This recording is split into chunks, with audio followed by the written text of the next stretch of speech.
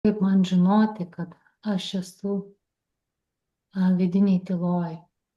Nes tarsi, vat viena dalis, protas ar ne, nori jau sakyti, kad aš esu vidiniai tyloj, bet kita dalis tarsi ar tikrai ir kaip vat jau pajausti, žinoti, užfiksuoti, vat ar ne, kad tikrai aš kalbu iš vidinės tylos.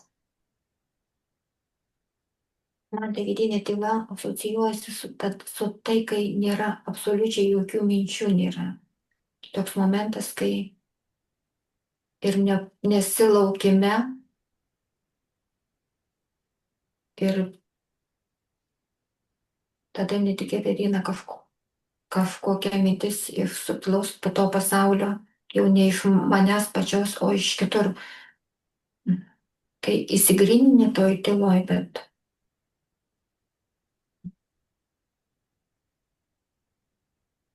man pirmiausia tai yra per kūno pojūčius. Jaučiu, kaip viskas taip atlėksta, atsileidžia. Visas kūnas atrodo, visas įtampas paleidžia ir taip nugrimstu į patį tokį dugną ir tokį visišką kūno atsipalaidavimą jaučiu. Ir paskui atsiranda ta tokia buvimo būsena, kai tu tiesiog esi ir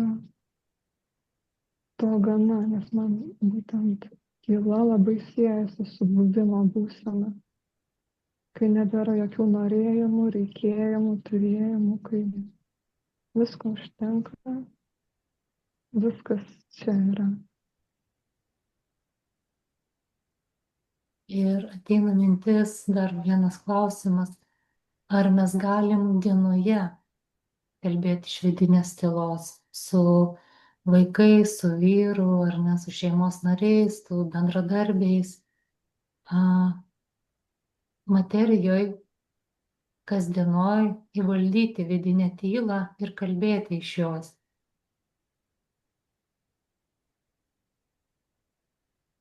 Iš tos neutralumo, tylos būsenos.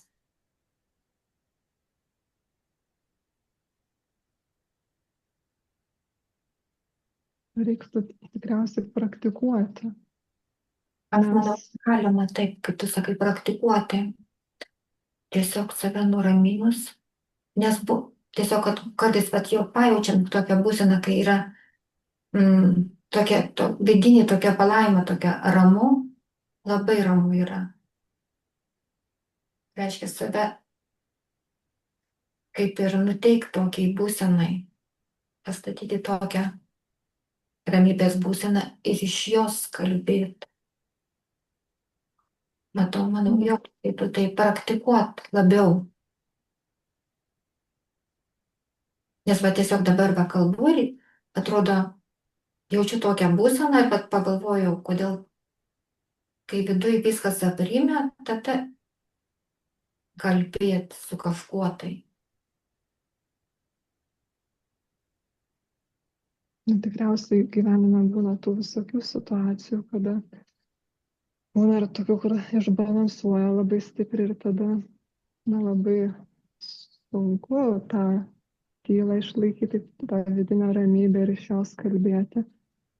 Bet man atėjo vėl tas prisiminimas, apie kurį dalinausi su jumis, kai darbe nusprendžiau, tiesiog turėjau 5 minutes ir galvojau, ką veikti, nes jau tiesiog buvo įtempta diena ir kaip savo padėti, ar į telefoną įlįsti, ar kažką, ir tiesiog atėjo mintis, kad tiesiog užsimerk ir į tylą grimsk, tiesiog atpalaiduok savo kūną.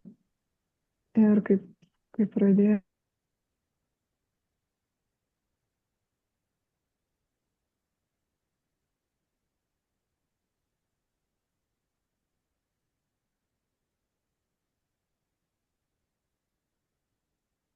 tą praktiką, pajaučiu kad galiu ne tik tai būti toje tyloje,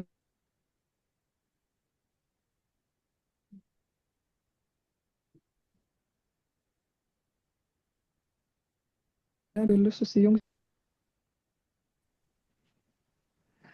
Ir tada po tų 5 minučių išėjau visiškai kitokios būsenos. Jeigu prieš tai jaučiau tokį chaosą ir kūno išsekimą, tai po tų 5 minučių jaučiau pasikrovimą. Tai ir būtent iš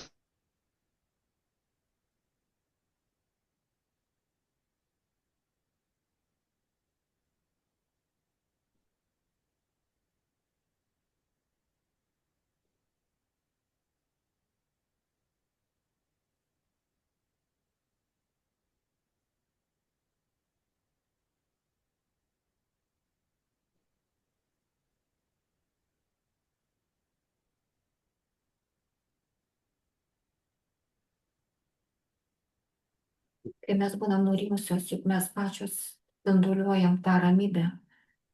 Ir tiesiog, man vis, atrodo, toks eina toks vaizdinys, kai, sakykime, mes esam, atrodo, tokiam bangom eina, įvardinkim, toji ramybė tokia, plečiasi jinai.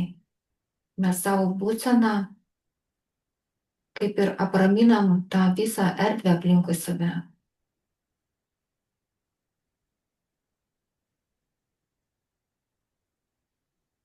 O galima teigti, kad vidinė tyla ir susitelkimas yra vienas ir tas pats, kai einam į susitelkimą. Tarkim, ir pokalbį vyksta bendravimas ar ne su žmogum ir įeinam į susitelkimą. Tarkim, tos akimirkos, žodžių atradimo, ką reikėtų šnekėti, sakyti. Ar tai yra vienas ir tas pats?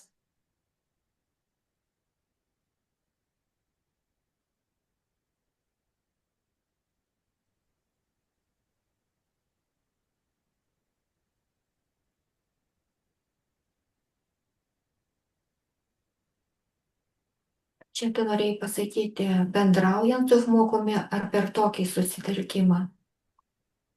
Vadinkim, pokalbis su žmogum, kai vyksta. Ir dabar, kai Vilija kalbėjo, kad į vidinę tylą, tai galbūt ateina man pačiai tas, kad susitelkimas yra platu, vadinkim. Aš galiu susitelkti į vidinę tylą, ar ne, ir kalbėti iš jos. Galiu susitelkti į kito žmogaus sąmonę. Galiu susitelkti į ką tik tai noriu. Tarsi tas susitelkimas nėra tas pats kaip vidinė tyla. Susitelkimas tai akimirka sustabdymo tarsi. Ir ką aš renkuosi iš tos akimirkos, kur savo dėmesį fiksuoti, fokusuoti. Kaip jums jaučiasi? Man atrodo, gali būti taip, mes tiesiog tada pasirenkam kažkurį variantą bendraujant, kuris mums tuo metu priimtinesnis.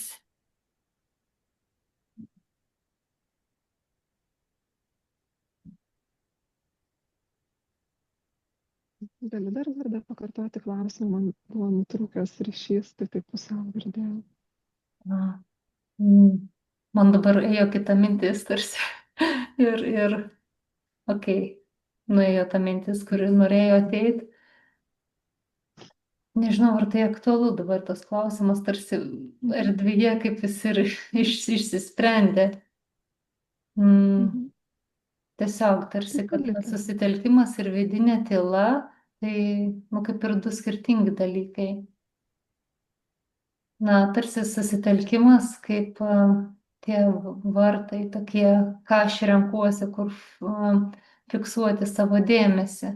Ir aš susitelkiu tą akimirką ir pasirenku vidinę tylą. Ir vidinė tyla tarsi tas būsenų neutralizavimas. Taip skamba, tarsi, kai einu į vidinę tylą, neutralizuoju visas būsenas, kurios yra manyje. ir aplink mane, ar ne, kur galiu sugerti, jeigu aš atsiveriu. Tai tarsi įeinu į vat į tą vidinę tylą, nu aš susitelkiu į savo vidinę tylą, tam, kad, nu, vat, tas neutralumas ateitų, ta vat pozicija išsiplėtimo, nevertinimo tos, va tikrai tylos, iš kurios galiu tikslingai veikti.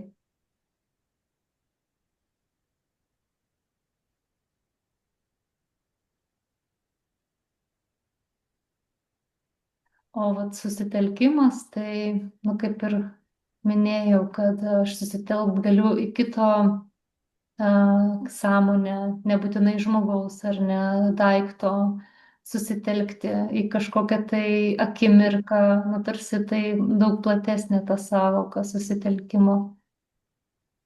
Taip, sutinku su tavim. Taip, gali tai yra dvi tokios atskiros, kaip ir du atskiri tokie būdai.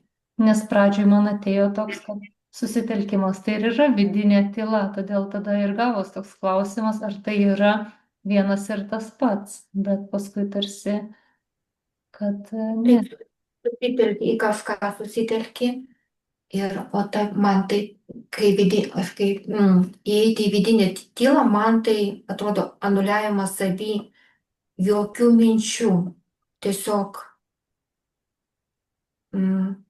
išvalymas savęs nuo suvaldymas, kad nebūtų, kad į mane neįeitų, netrukdytų man jokia mintis. Ir atrodo per va tą minutę, kai esu, bandau atlaisvinti save nuo visų minčių, toksai liktai valymas vyksta manęs pačios. Dabar va, Man rodo galėčiau. tokį vaizdą, kad grįžtam į pirminį tašką, nu tarsi savęs, ar ne, aš esu tą pirminį Taip. tašką, be jokių, vat ar ne, įsineštų ar būsenų, patyrimų, tiesiog vėl grįžtu į pradžią. Taip, Būtų vat starto pradžia ir vėl galiu kurti iš tos pozicijos, veikti, daryti.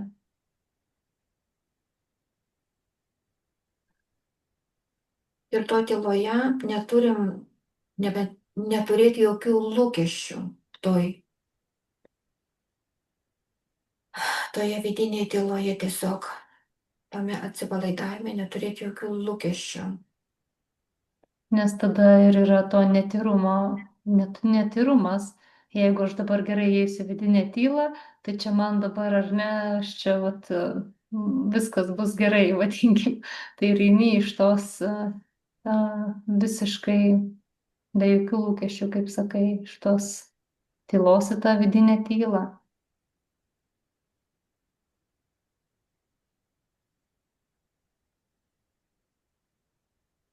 Nes tarsi tai rodo yra lūkestis, tada nu net ir neįeisi į tą vidinę tylą, nu tarsi užrakintos durys, tu jos net nepasieksi.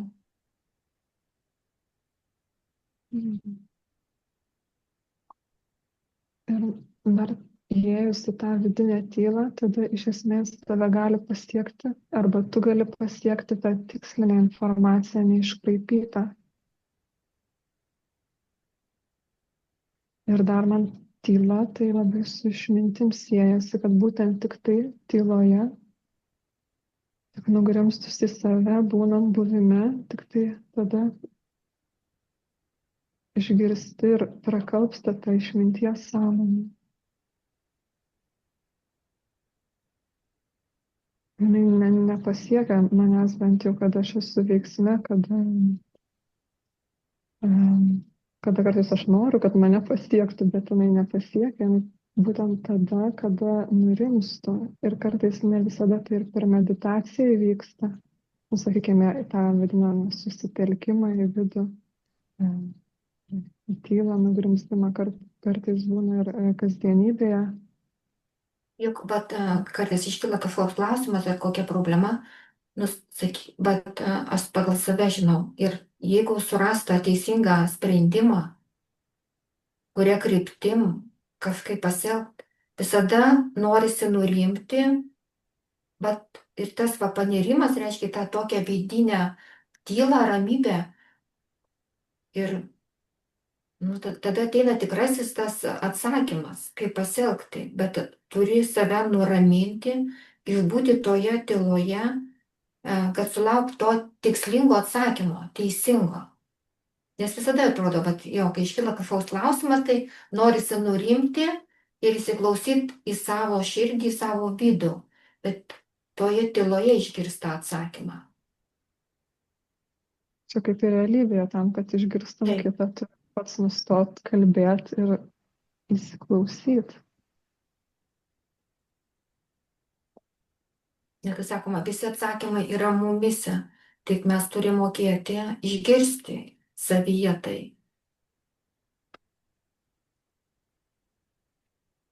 O tie teisingi atsakymai iš tylos ir ateina. Čia ir gal yra va tas pokalbis kiekvieno mūsų toj vidiniai tyloje.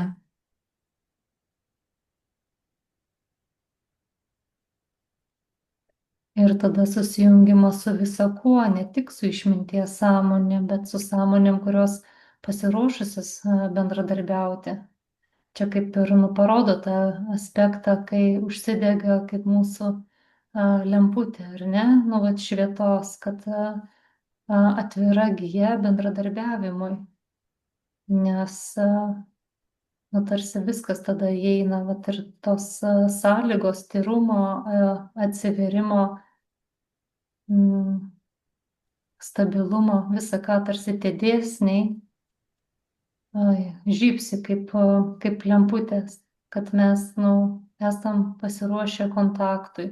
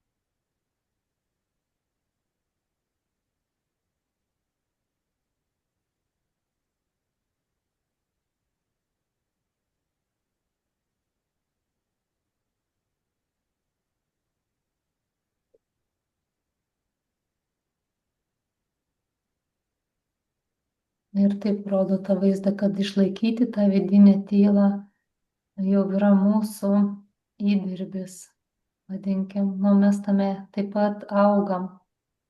Ir užčiuopę vieną kartą tą vidinę tylą, tai nereiškia, kad ir išlaikom visada, ar ne, kol kas šiai dienai.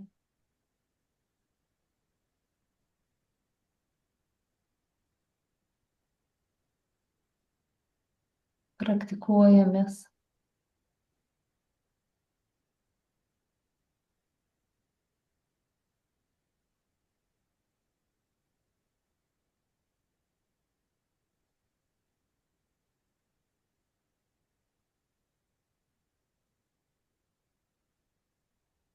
Nežinau, kas sako, bet tai toks vat tarsi, gal mano kažkuri tai dalis sako, tai didžiulis darbas išlaikyti tą vidinę tylą ir kasdienoje įvaldyti tai.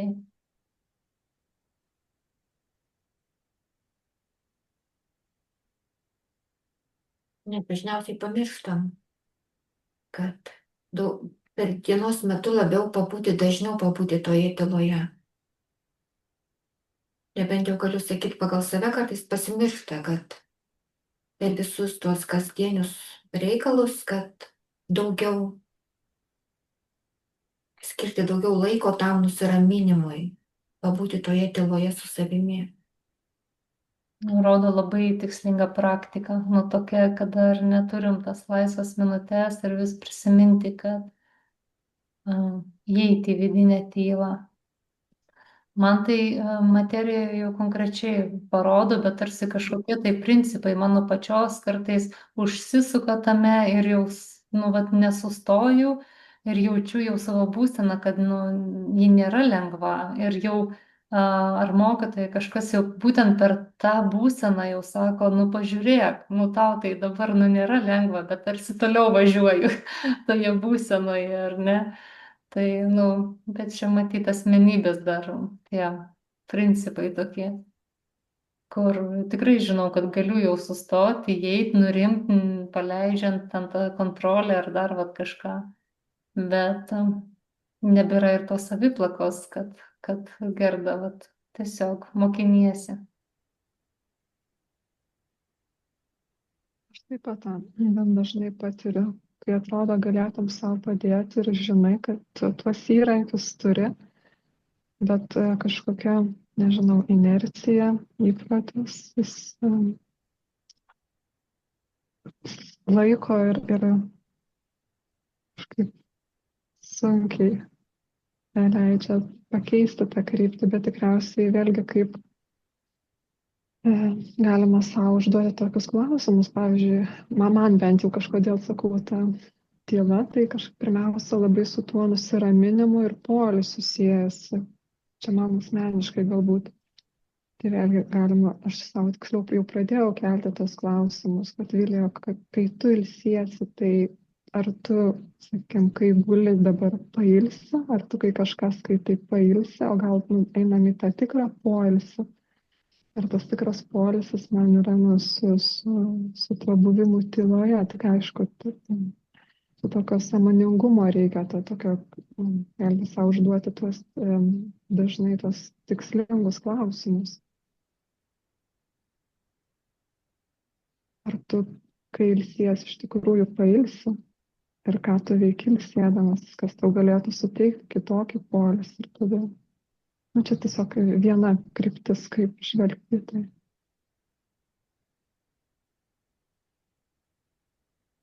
Taip.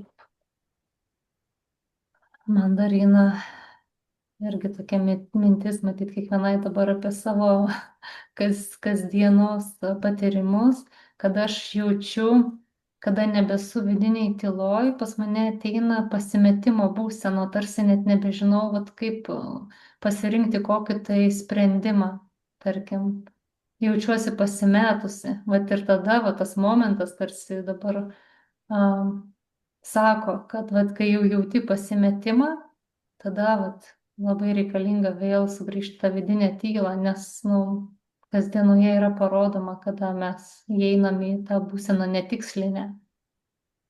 Ir vien per tai, kad man parodo, kad tą pasimetimą, kai nebežinai, kaip elgtis. Vadinasi, jau yra, nu, atitolimas ir kad vėl nori sugrįžti į vidinę tylą. Asta dar tarsi kažką. Tiesiog dar prieš mūsų tą susitikimą, kažkada tai užsirašė, ryte matomai, man dažniausiai galbūt rašosi toksai mini tekstas, tiesiog susiradau čia, jau čia prieš kelis mėnesius buvo pasirašyta, tiesiog keletą sakinių. Tylos išlaikymas savyje, tyla visako šaltinis. Joje yra viskas sutalpinta, atvėrus savyje tylos šaltinį, iš jo galima pasiimti viską. Viską, kas žmogui reikalingiausia tuo metu. Tylos suvaldymas savyje. Ar keista ta savybė, ji unikali, autentiška. Ne kiekvienas savyje gali suvaldyti tylą. Tyla turi savo garsą, jis šneka su žmogumi. Išmok kalbėti su ja, neturėk joje jokių lūkesčių, kad joje kažką išgirsi. Tiesiog tokia va, žinutė yra užsirašiusi, čia jau prieš kelis mėnesius.